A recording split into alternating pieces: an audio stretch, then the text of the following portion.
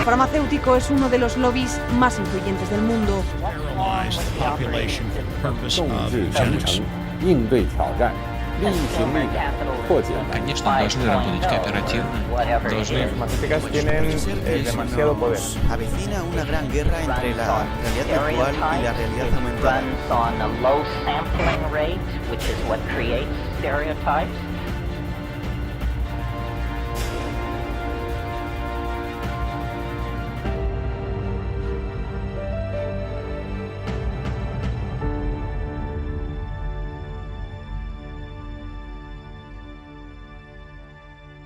Hola, ¿cómo están? Bienvenidos a esta nueva edición de Humo y Espejos.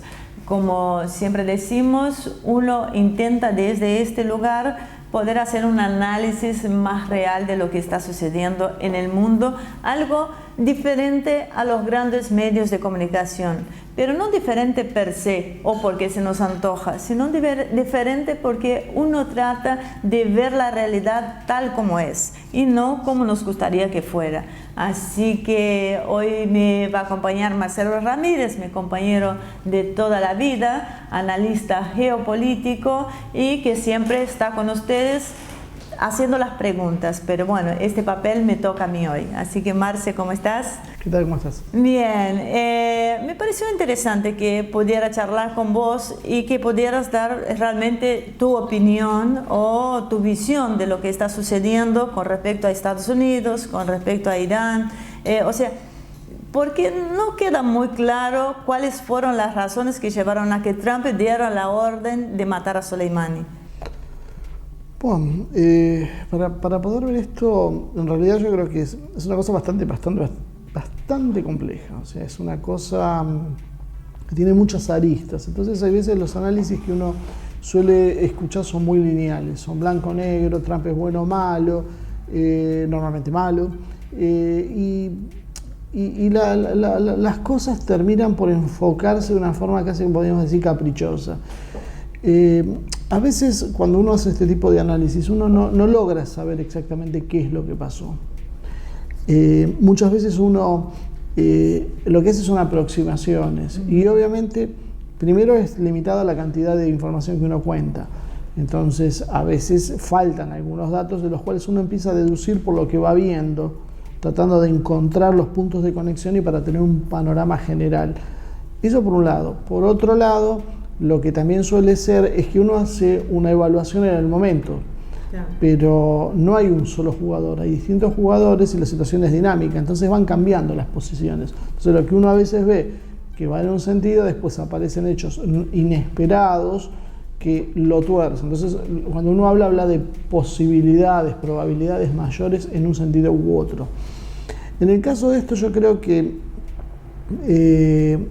hay muchas teorías dando vuelta, pero la que empieza a tomar más fuerza es la que Mike Pompeo es el que lo convence a Trump de esto.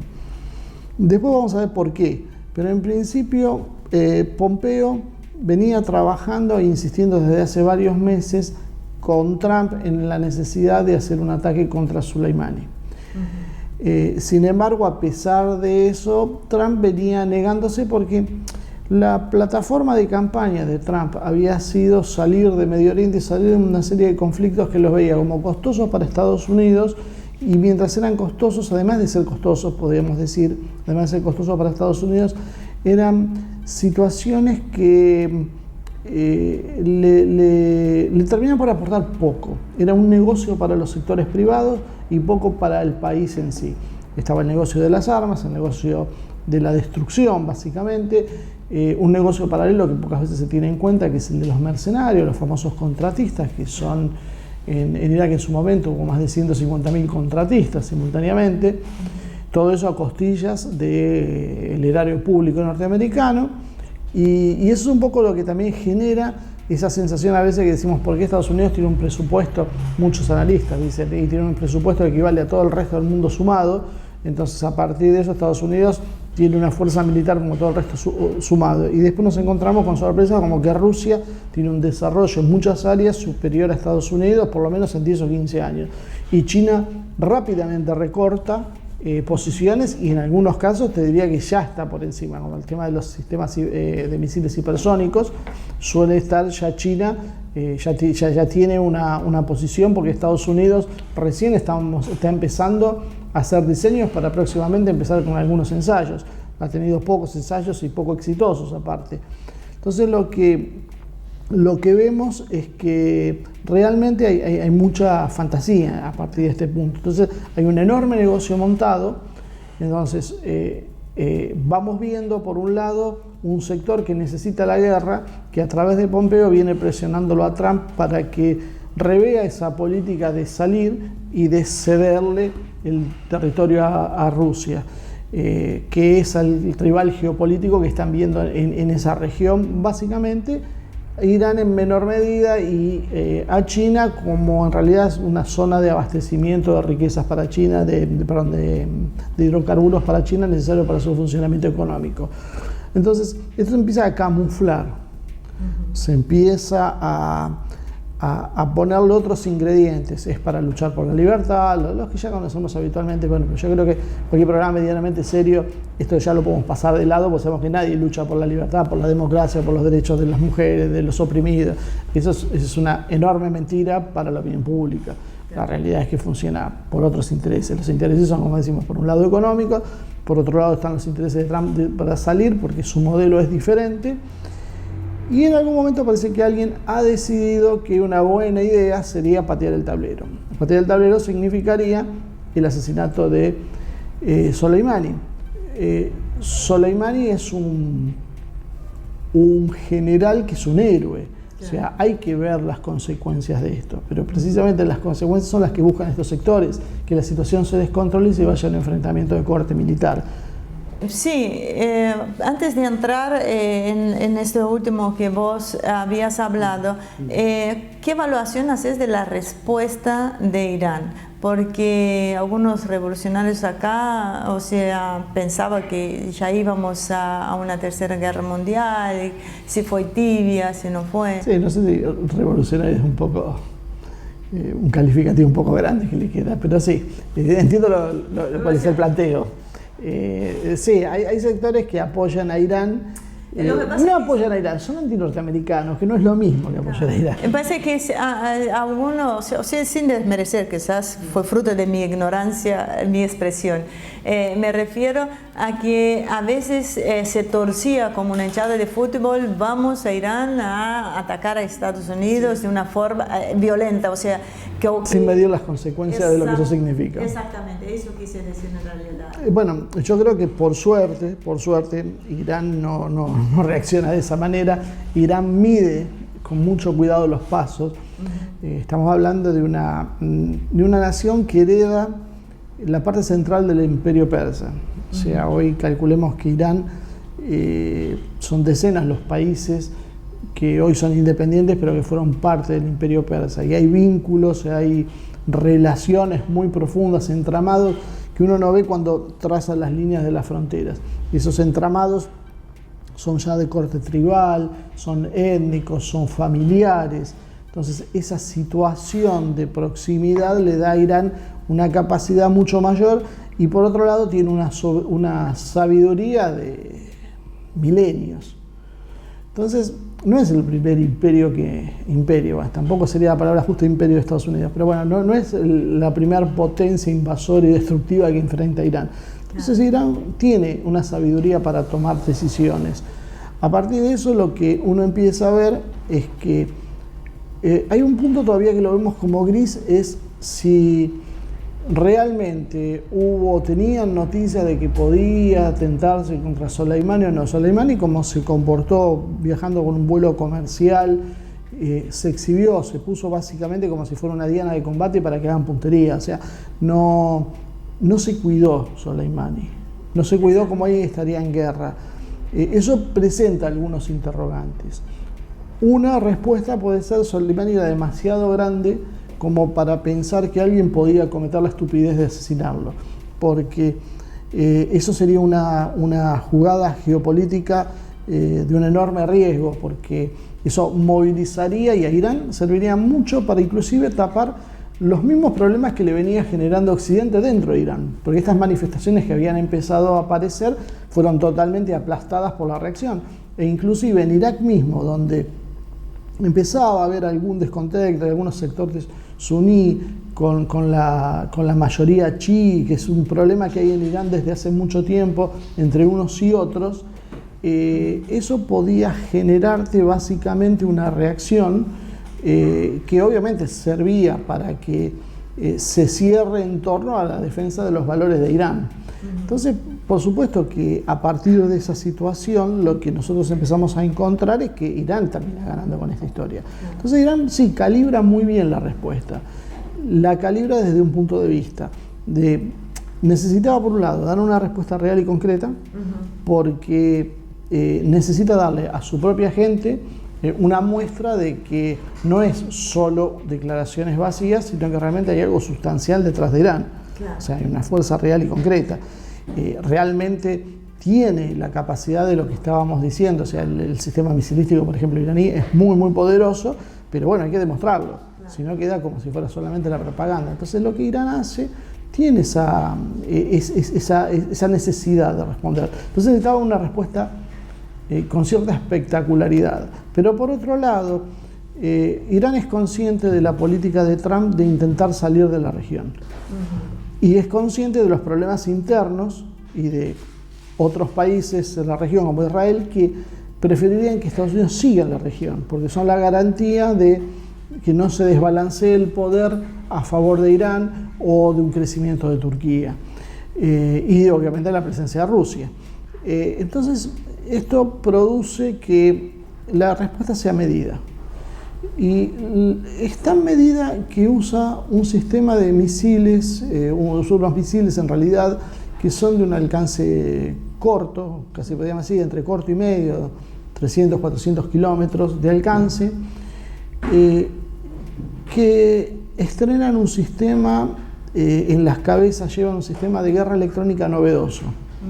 Ese sistema aparentemente lo que ha conseguido hacer es neutralizar los sistemas antimisiles que podía tener en marcha Estados Unidos, las medidas defensivas de Estados Unidos, y abrir brechas para atacar y penetrar las defensas norteamericanas y bombardear dos bases norteamericanas, básicamente una que es la más importante. Y esto es un hecho que desde la Segunda Guerra Mundial nunca había pasado. Ningún país había atacado a Estados Unidos y no había recibido una respuesta. Es la primera vez en la historia que esto pasa. Entonces, a partir de estos sucesos, ese es el equilibrio que busca Irán. La respuesta fuerte, poderosa, llamativa, con un alarde de tecnología, porque nosotros podemos, si queremos podemos, tenemos la precisión inclusive para atacar centros de comando dentro de la base, porque aparentemente también golpearon centros de comando, pero a la vez 2 horas y media antes notifica a las autoridades iraquíes de dónde van a atacar. Y coincide con el mismo horario que mataron a Soleimani. Claro, es un simbolismo que se le escapó a la prensa occidental. Claro. Eso que vos estás señalando. El horario, la hora del ataque es exactamente la misma que se produce el ataque que produce la muerte de Soleimani. Hay mucho simbolismo en estas cosas que uno a veces no lo ve, pero es importante porque son mensajes que se están dando. Y por otro lado hay un tema también, cuando se produce ese ataque, que pareciera que las aguas se iban a calmar, porque era como, digamos, una respuesta a lo que había hecho Estados Unidos. Justo ocurre el derribo del avión del Boeing ucraniano. O sea, ¿qué hipótesis hay atrás de esto? Déjame terminar una cosita sobre el tema anterior. Irán cuando avisa de este ataque lo hace con la idea de que las fuerzas norteamericanas no estén para no ocasionar bajas. ¿Por qué? Okay. Porque una cosa es la destrucción de lo material y otra cosa es cuando corre sangre. Si corre sangre, Trump tendría la obligación de dar una respuesta. Y vamos a empezar en una situación de escalada que tampoco la quería Irán. No la quiere Trump y no la quiere Irán. Ninguno de los dos. Fue clarísimo, porque la primera respuesta de Trump en el momento del ataque fue, bueno, después de matarlo a Soleimani, si ustedes van a hacer una respuesta, hagan una respuesta proporcionada. O sea, es algo insólito, esa palabra. Bueno, porque Trump no quería, es como que lo hice, pero no lo hice. Y después decía que también habría que sentar a negociar con Irán, antes del derribo del Boeing. Claro, el derribo del Boeing es casi simultáneamente. Ese es otro tema. ¿Qué es lo que pasa atrás del Boeing? El Boeing se hace en el momento en que hay 6 F-35 estadounidenses sobrevolando la zona. O sea, cuando se produce el ataque, obviamente hay un despliegue y una de las hipótesis es, bueno, ahora viene una contrarrespuesta estadounidense. Si tenemos 6 F-35 volando, que dicho sea de paso, estamos hablando de aviones furtivos y sí se tiene registro de que estaban volando, o sea que no son tan furtivos como parecen, se ponen los sistemas de alerta que ya obviamente por toda la situación ya estaban, se ponen en un punto de alerta máxima. El Boeing ucraniano despega y ahí empiezan las cosas extrañas. Aparentemente tiene unas dificultades técnicas y se le avisa que la ruta que está tomando no era la adecuada. Y el Boeing sigue en su ruta, se hace cargo de lo que estaba pasando, pero ya te digo, todo esto no queda claro porque hay distintas fuentes que dicen una cosa, que dicen otra. Lo que sí se sabe es que había habido 10 vuelos antes, no había habido ningún problema, y lo derriba un sistema Pantsir iraní. Irán le había comprado a Estados Unidos 29 de estos sistemas y aparentemente los ha modernizado. Son sistemas de corto alcance. Aparentemente también el operador confunde el avión ucraniano con un misil crucero. Velocidad más o menos aproximada. Un misil crucero, por ejemplo, podía ser un Tomahawk de los norteamericanos. Entonces la velocidad es más o menos aproximada, la altura le pudo haber parecido compatible y según las autoridades tiene 10 segundos para decidir. Es el tiempo de reacción, después de eso ya era tarde. Entonces acelera la respuesta. Resultado, derriban el avión con más de 170 pasajeros a bordo. Pero hay otras hipótesis que rodaron. Que el Mossad o la CIA y el Mossad o alguien había intervenido sobre los sistemas. Una hipótesis era sobre los operadores y otra hipótesis que también se tejió es que estos operadores en realidad que estos sistemas habían sido no hackeados, porque en realidad se cree que inclusive los sistemas rusos tienen componentes que son de origen norteamericano, chips, que controlan una arquitectura, no es informática la palabra exacta, es una arquitectura electrónica que los Estados Unidos controlan. Y esos chips los utilizan inclusive rusos para su propia defensa. Por eso están trabajando en generar sistemas propios que sean 100% rusos y no dejen esta puerta abierta. Pues se sospecha que a través de eso Estados Unidos o Israel pueden tener la capacidad de meterse en el sistema y haberlo activado. Es una hipótesis. Entonces producen el ataque a propósito. Ahora eso iba a decir, producen el ataque. Siempre, normalmente, en una pelea entre dos, siempre hay un tercero en discusión. Sí. Y en ese caso, ¿cuál sería la geopolítica de Israel y qué interés tiene en esta pelea entre Estados Unidos e Irán? Si presumimos que Israel pudo haber tenido algo que ver con el derribo o Israel y algún sector de Estados Unidos que juega en tándem con Israel, la lógica es precisamente porque la salida de Estados Unidos de la región desbalancearía la geopolítica en contra de los intereses de Israel. Israel está pasando una situación muy complicada, inclusive políticamente interna. Netanyahu está muy cuestionado, hay problemas de todo tipo, de corrupción, y a eso se le suma una situación donde Irán se consolida como una potencia militar, donde Turquía, que había sido un tradicional aliado y segundo ejército de la OTAN, empieza a tener una independencia cada vez mayor de Estados Unidos y compra sistemas S-400 rusos y habla de comprar Sukhoi 57, o sea, Turquía empieza a alejarse de la política de Estados Unidos y por lo tanto deja de ser confiable para Israel.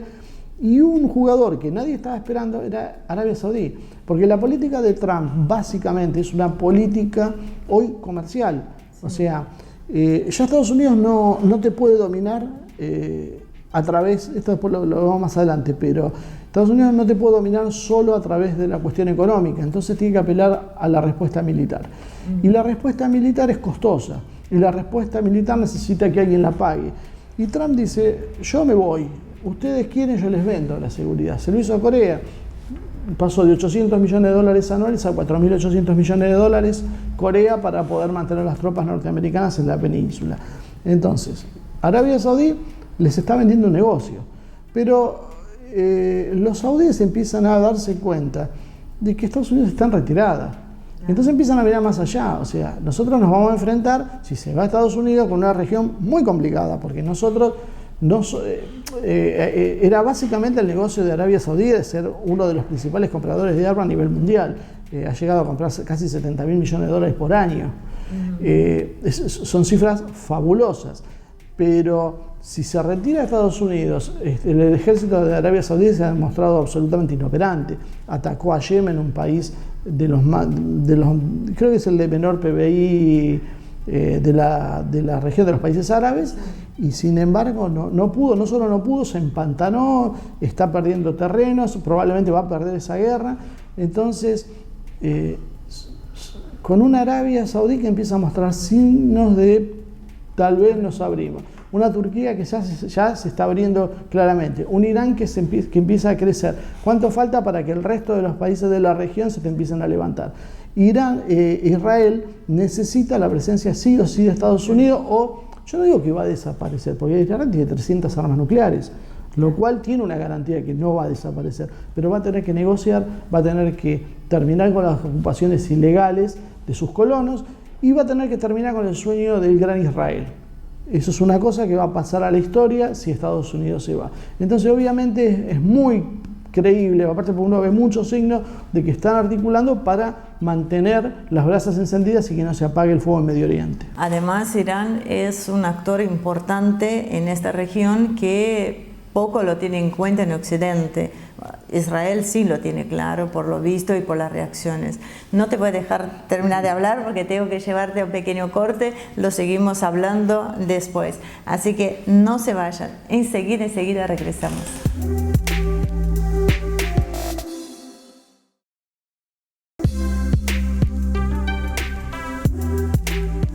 Bueno, acá estamos de regreso en este segundo bloque, un programa atípico. No hemos definido totalmente el formato de Humo y Espejos 2020 por diferentes circunstancias, pero acá vamos. Estamos con ustedes todas las semanas. Con Marcelo hoy estamos analizando lo que sucede entre Estados Unidos e Irán y en toda esta región.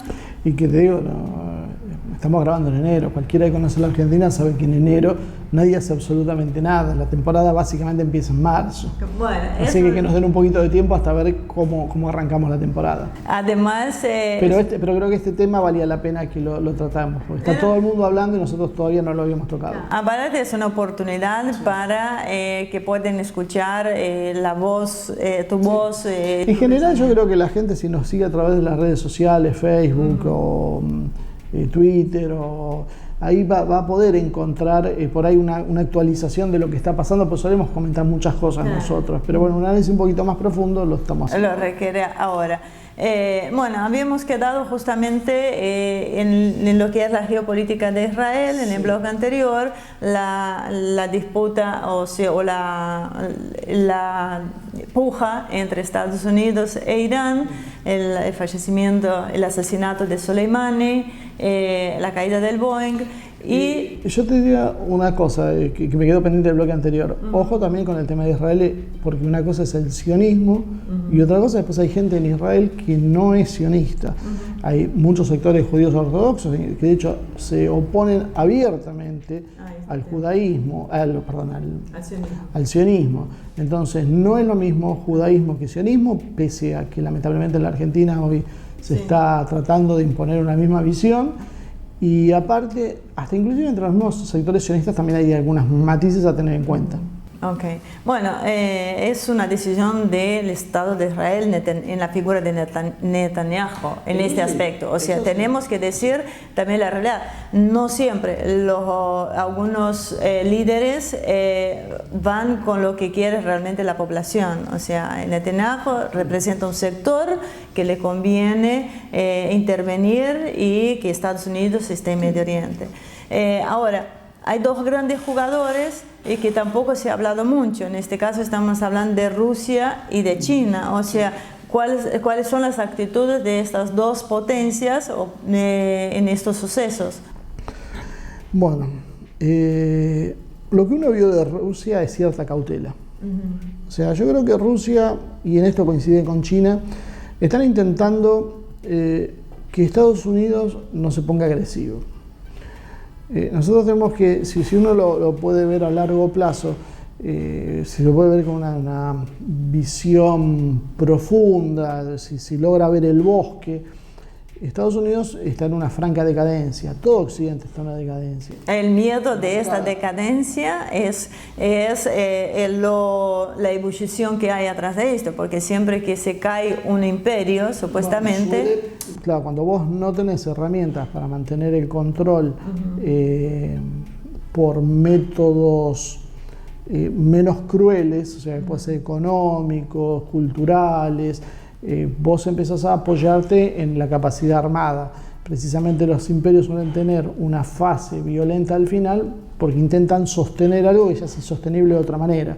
Y cuando vos no tenés la base material, las fuerzas armadas tampoco están a la altura, aparte hay una degradación moral que termina por hacer caer esos imperios.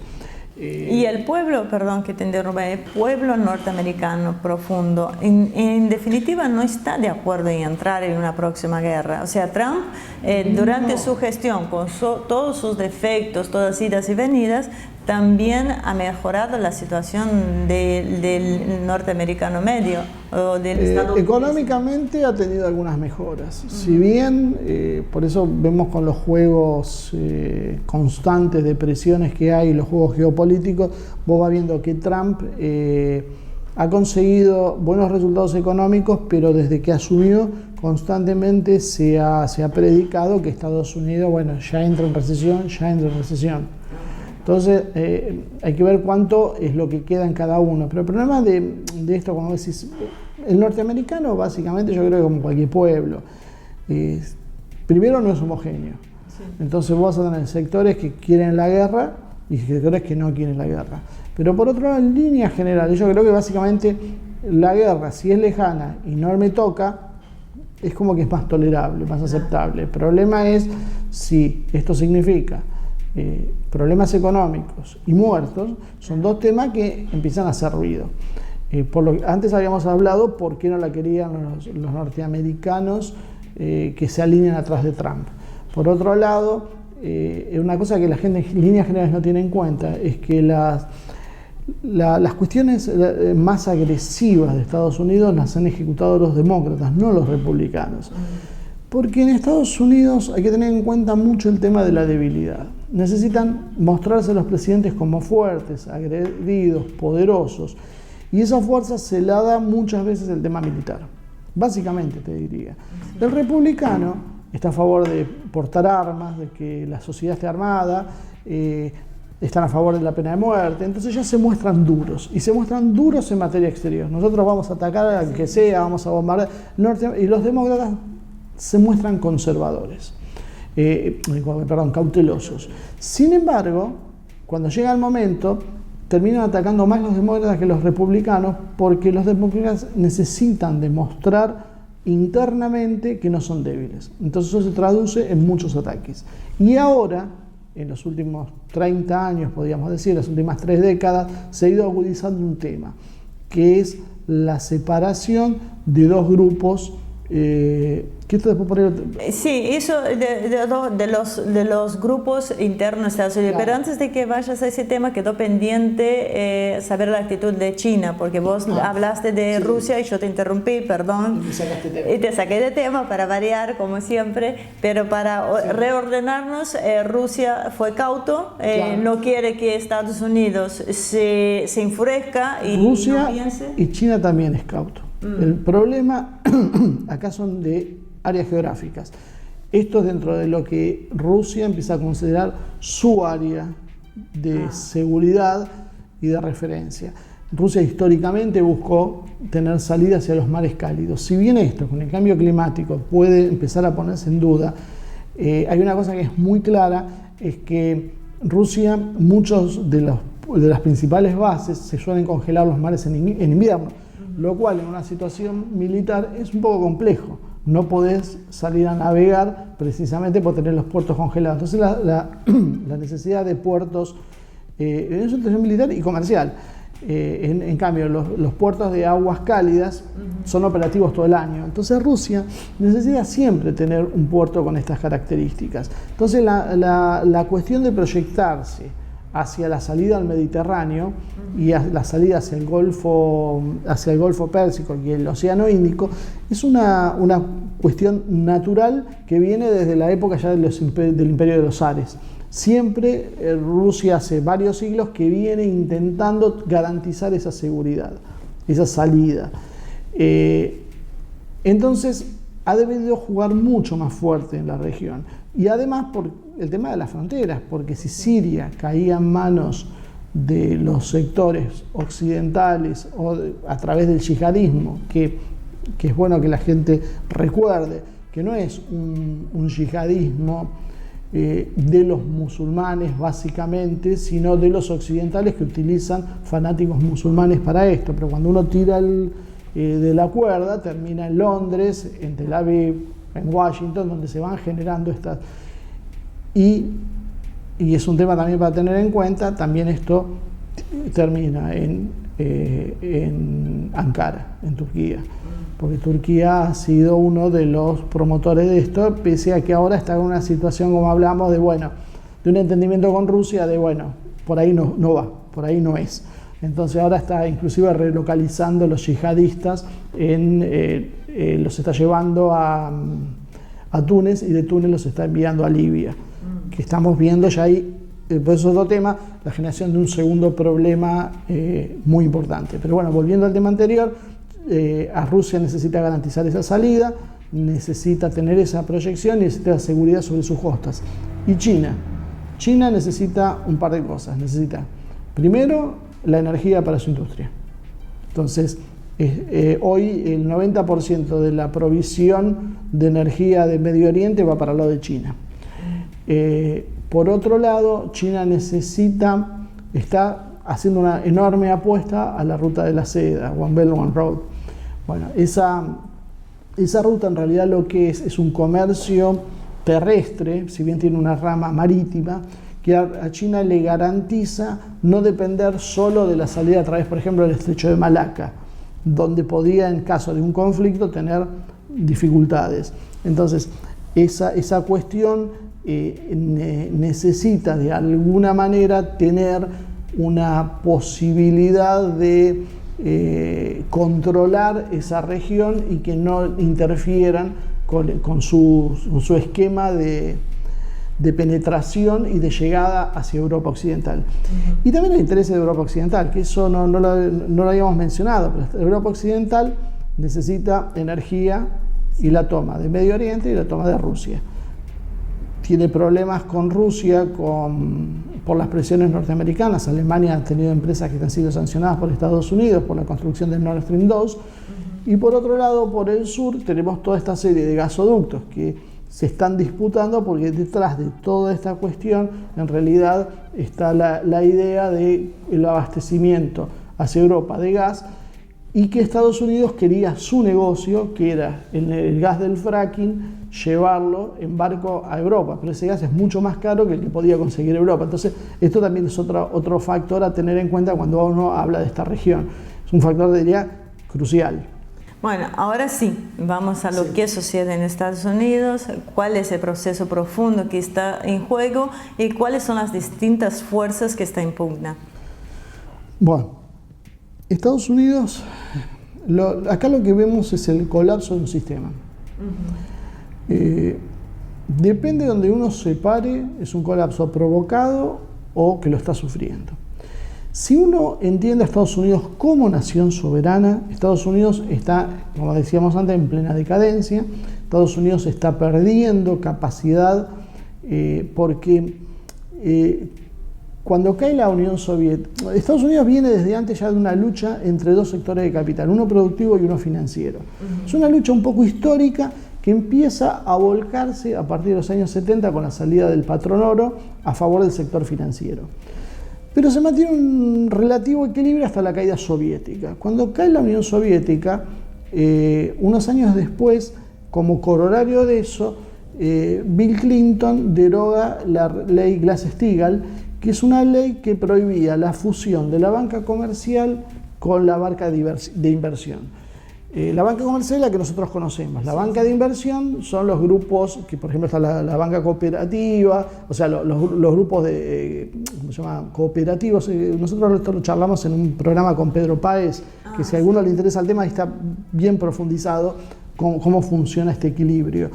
Este sistema financiero fue desarrollándose, podríamos decir que casi sufriendo una hipertrofía, que lo que produce son burbujas y caídas cíclicas, que la última que vimos fue la de 2008, que son aprovechadas para una brutal concentración de riquezas.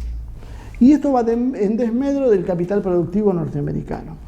Estos sectores son transnacionales y obviamente como su mayor negocio es conseguir rentabilidad a costa de lo que sea, se dieron cuenta que ¿por qué vamos a pagar en Alemania o en Estados Unidos un sueldo de $3.000 por mes si podemos pagar $100 en el sudeste asiático? Claro. Si podemos contaminar, porque los requisitos medioambientales son mucho más flexibles en el sudeste asiático, en China o en otras regiones, traslademos las empresas. Y eso lo empezaron a hacer. Y lo fueron haciendo gradualmente. Pero cuando vos trasladás la empresa, lo que vos trasladás también es tecnología. China rearma su política a través de las reformas que hace Deng Xiaoping y empieza a captar eso. Y eso es lo que acelera el desarrollo chino. Por eso China hace 30 años atrás era un país importante, pero ahí, y hoy es una superpotencia, porque aprovecha eso. Y ese proceso produjo caída de la clase media y déficit crónicos en los países occidentales. Estados Unidos entonces pierde tecnología, pierde capacidad industrial, pierde calidad de vida. ¿Y quiénes ganaron? Ganaron las empresas que hicieron eso. Esas empresas son las que se habían posicionado apoyándolo a Obama. Ese es el programa de Obama. Entonces es sacrificar, en definitiva, y eso es lo que dice Trump, y en eso tiene razón, sacrificar a Estados Unidos en aras de un modelo global, que es un modelo global que te borra inclusive hasta culturalmente, y es lo que nosotros vemos en nuestros países, es el neoliberalismo ese financiero que hemos estado viendo. Hay una reacción, esa reacción te la encabeza Trump.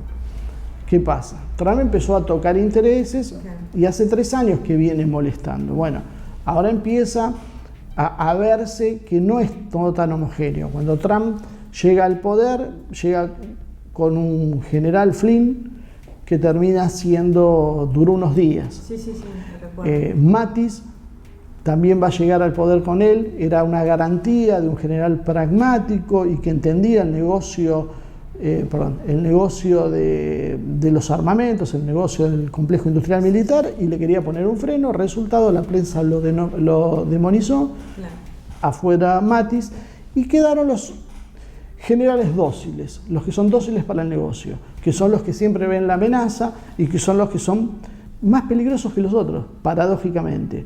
Pero la prensa se ha encargado de invertir este orden. Entonces, Trump está liderando un gobierno donde un sector de su propia gente está en contra de lo que él está haciendo. Entonces, las órdenes se hacen de una manera y van hacia otra. Hablábamos también en otro de los programas que sigo recomendando para que vean, el que vimos con, ¿cómo se llaman? El venezolano Helfestein. Rodríguez. El que vimos con Rodríguez Helfestein, que es un especialista en China, hizo un libro muy interesante sobre China, pero además tocó un tema que era muy para tener en cuenta, que era por qué Trump actúa como actúa con América Latina. Y ellos son conscientes, porque entrega la región a Marco Rubio a cambio de los votos de Florida que necesita para seguir gobernando. Esa situación de entrega de Trump de América Latina es lo que ocasiona que, por un lado, Trump negocie en Corea del Norte para salir y a la vez parece que va a invadir a Venezuela. Pero cuando uno empieza a ver, la cara la pone él en Corea, en cambio en Venezuela no. En Venezuela es Pompeo, ¿cómo se llama? De hecho, contradijo en las redes, no estaba de acuerdo con lo que hacían. Claro, y los desautorizó, y el que ve un poco a la interna de Estados Unidos se da cuenta que en realidad le dijo, bueno muchachos, ustedes fueron con los Guaidó, no funcionó, bueno, ahora arréglense. Sí. Bueno, esa disputa está relacionada con esos dos modelos y hay una fricción dentro del grupo de Trump que, obviamente, otra cosa para tener en cuenta, Trump empieza como demócrata, no como republicano, y llega a ser nominado como republicano. Entonces, en realidad, Trump no es ni demócrata ni republicano, es un outsider que está molestando. Obviamente, después cuando vienen las lecturas, cuando uno lee la prensa iraní o la prensa rusa, cada uno juega de una manera distinta. Pero prestemos atención a las señales. Putin hace poco dijo que... a eso voy. O sea, ¿qué pasa con el impeachment a Trump? Y no puedo dejar de mencionar en este mismo instante las reformas que hizo Putin a nivel judicial, como, no sé si fueron solo judiciales, pero como institucionales, previniendo un posible lawfare o todo esto. Primero vamos por el impeachment, que tiene que ver, que es como que da la sensación, todo está relacionado a todo. Por eso digo, da la sensación de que Putin está por lo menos con una visión a futuro diciendo, ojo, acá no me va a pasar esto. Bueno, toda esta explicación que estábamos dando previamente sobre quién era Trump y a qué respondía, empieza, bueno, se corona con un impeachment. Impeachment es si no recuerdo mal, es el tercero, creo, en la historia de Estados Unidos. El último fue a Clinton, pero no terminó en nada y se pensaba que el de Trump tiene el mismo camino porque Trump tiene 53 senadores, o sea, tiene mayoría en la Cámara, así que puede bloquear cualquier proceso. La idea hasta ahora que hemos tenido era que los demócratas ponían en juego el tema del impeachment solo con un objetivo, que era producir un desgaste ante las elecciones que, bueno, ya vienen en 10 meses. Ahora, hay un autor ruso, Danilov, que dijo algo que yo creo que está encendiendo algunas alarmas y que hace entender eso que te iba a decir antes, que era ¿por qué Putin sale y dice Trump no tuvo nada que ver con el tema de Zelensky, el primer ministro polaco? Sí, o sea, Trump no lo presionó, no hay impeachment, no hay nada. ¿Por qué hace eso? Porque lo sale a respaldar a Trump. Básicamente, eso lo dijo Putin a fin de año, en el discurso, en la rueda de prensa que hace a fin de año, y lo dijo también con otro tema que también pasó desapercibido para la prensa, no casualmente, que es el tema del cambio climático. ¿Cuál es la relación? Porque Putin dijo no está comprobada la relación con la actividad humana, que es otro tema, que también sería importante. Ahora lo vamos a hablar de también eso. Lo vamos a ver. Bueno, en el caso del impeachment, entonces, lo que dice Danilov es que en realidad se estaría gestando una traición de la cúpula del Partido Republicano. Porque debería ser ahora, en estos días, la votación por el impeachment. Eso pidió la Casa Blanca. Definan de una vez, ya está todo, bueno, listo, hagan la votación y sigamos adelante, porque sabían que ganaban y sabían que no había ninguna prueba que justifique enjuiciarlo y destituirlo a Trump. Bueno, si es como en Brasil o en la Argentina, muchas pruebas no pero ellos son un poquito más prolijos.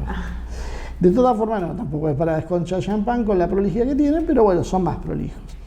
Y lo que pasa lo que dice Danilov es, ojo, porque Trump puede terminar detenido inclusive, o sea, fuera del gobierno y preso, porque si se consuma esta traición de los republicanos, y esto es bueno volver a recordar lo que decíamos antes, Trump no es de la estructura propia, no es un neocon, y eso hace que sea un outsider. Y él viene con un proyecto de salir y pinchar un negocio militar, que si bien está montado en el negocio de la seguridad, no con el esquema que lo quieren los norteamericanos del complejo, porque la idea de Trump es retrotraerse, concentrarse en un Estados Unidos más chico y negociar una posición importante en el nuevo modelo multipolar.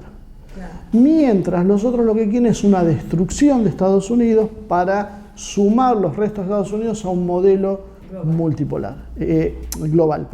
Son dos modelos distintos. ¿Cuál es la diferencia? El global es un gobierno centralizado en manos de los grandes capitales financieros, y el multipolar es un gobierno de regiones, donde Estados Unidos podía tener el sistema que se le antoje, Rusia el que quiera y Argentina el que quiera, sin que haya interferencias mutuas. O sea, no estamos todos obligados a tener la misma visión, por ejemplo, de los derechos humanos. Eso es una diferencia con el modelo multipolar y el modelo global. O sea, suena parecido, pero no es lo mismo. Está Occidente, la verdad es que uno lo ve después, con el tiempo en la historia, uno ve que es un proceso corto, pero mientras uno lo vive... Occidente está en caída libre, porque Occidente lo que tiene es una caída de corte también moral e ideológico. Occidente no tiene hoy una identidad. No tiene una identidad, no tiene un modelo. O sea, el único modelo son los negocios y ganar dinero. Claro. Entonces, a partir de eso, todo vale y se va haciendo una estructura que es bastante negativa. No me quiero ir del tema.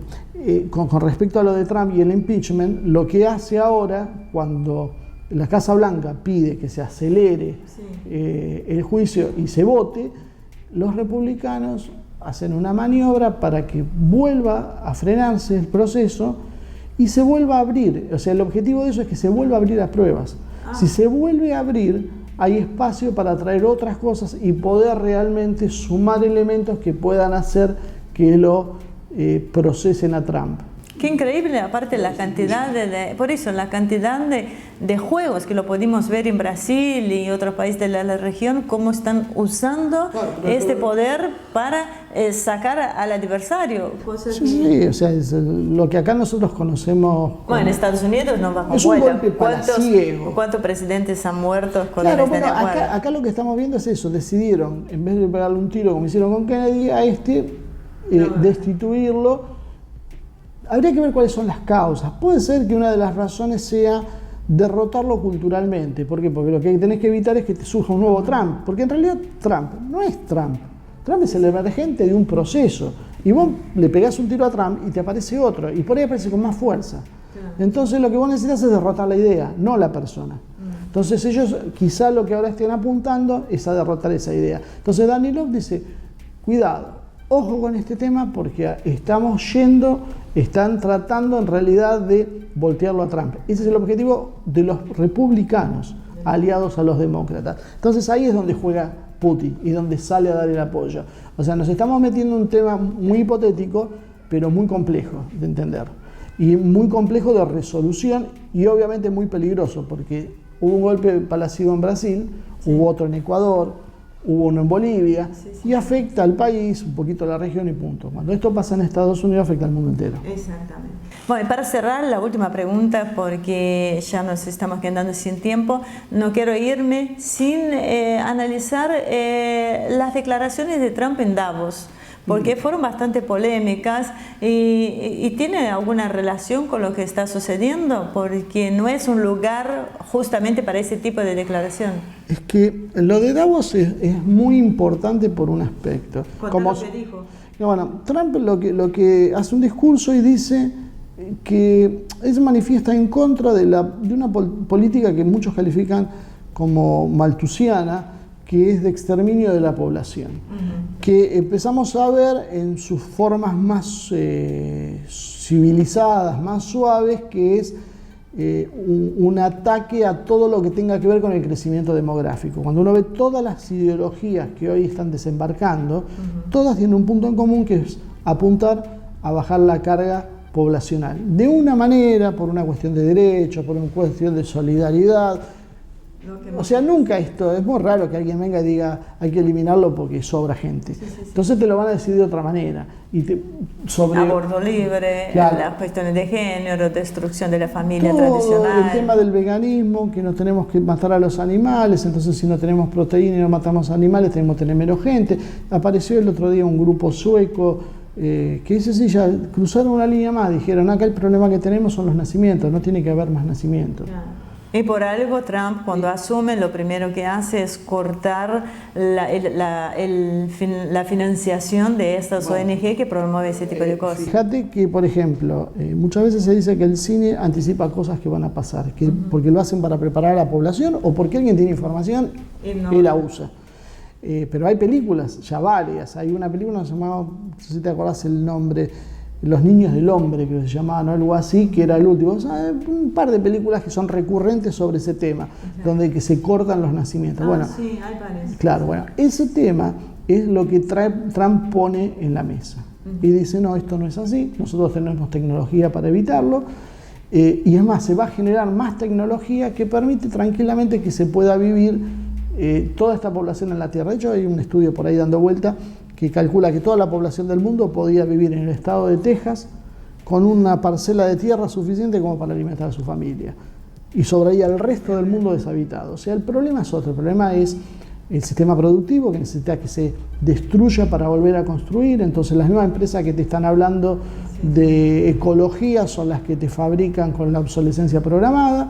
Y por otro lado, aparte de eso, se necesita una distribución diferente de la riqueza, porque cuando vemos que se concentra y se concentra y se concentra en pocas manos, después nos dicen, pero no hay para mantener los sistemas de seguridad, porque la cantidad de trabajadores activos no da la misma proporción, que tiene que ser de 4:1. Sin embargo, esa proporción era con los esquemas de principios del siglo XX. La productividad aumentó cientos o miles de veces, creo que se calcula en millones inclusive en algunos casos. Y entonces, ¿cómo que no da? Si un trabajador produce como 1000 trabajadores de esa época, sí da. El problema es que alguien se está quedando con la diferencia. Entonces, acá chocan los modelos. ¿Qué hacemos? ¿Distribuimos o seguimos concentrando? Si seguimos concentrando, ¿qué pasa con la gente? Porque encima todo esto... Aparte la masa de gente que hay, no solo en la pobreza, sino que culturalmente nacidos en que no conocen. Pero a eso sumarle otra cosa. El cambio tecnológico que hace que vos no necesites trabajadores. Claro. Entonces el resultado es obvio, sobra gente. Trump dice, hay modelos que ya demuestran que, que están circulando, que dicen que entre 500 y 2.000 millones es la población adecuada. Ya lo hemos visto, lo dijo esto, ¿cómo se llama? David Rockefeller en una entrevista. Entre 500 y 2.000 es la franja que manejan. Sobran 5.000 millones, 6.000 millones. Bueno, Trump sale y denuncia esto en Davos, donde está concentrado el poder financiero. Y no es el ámbito más... Claro, pero veamos un detalle. Trump dice lo mismo que dijo Putin, o de otra manera, pero dice lo mismo que dice Putin a fin de año cuando te dice está en cuestionamiento si esto es fruto de la actividad humana o no. Claro. Porque hay una pelea mucho más de fondo que no la estamos viendo, que es esa. Es la pelea de cuál es el sistema, sobra o no sobra gente. Porque uno va viendo las geopolíticas que tiene cada país, pero después también tenemos una geopolítica más profunda y después hay una élite mundial que tiene otros planes que no son cosas públicas, pero la información está ahí. A veces, sin ponerse uno conspirativo, lo único que tiene que hacer es empezar a buscar la información y hilarla. Lo que dijo uno, lo que dijo otro, para qué, cómo funcionan, cómo encaja, y después llegas a las conclusiones. O sea, es natural la conclusión esta.